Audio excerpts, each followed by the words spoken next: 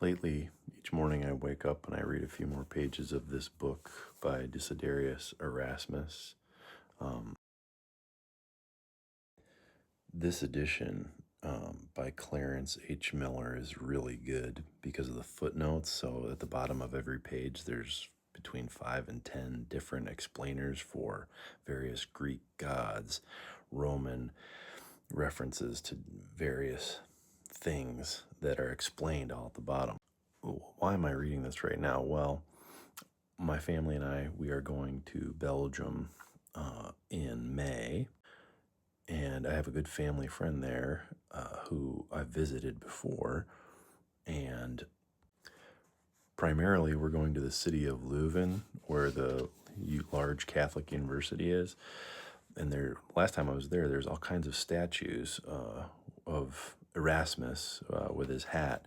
Um, I also learned from my neighbor who's from Israel and my other neighbor who's from Czech Republic that in Europe there's a program called the Erasmus program. And in the Erasmus program, you can be studying at any university in Europe and, under the same cost, go and study for a year in any other country in Europe. Very much cool and very much like something this Erasmus guy would have liked to see as he was a traveling scholar.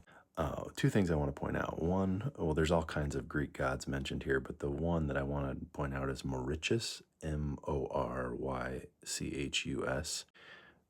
In the book, they describe Bacchus, the god of partying and wine, as being insulted by being compared to this Mauritius guy.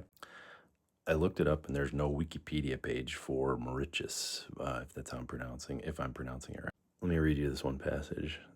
This is speaking of Bacchus.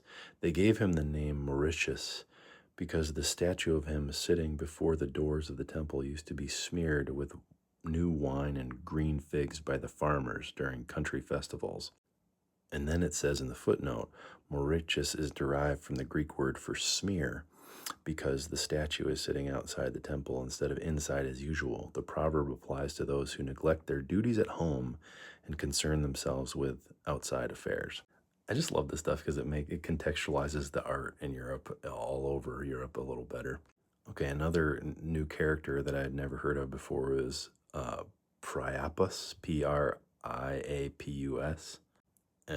Erasmus describes this god as a worthless fig wood puppet. If you Google Priapus, you'll see why this is so ridiculous. And it relates to this painting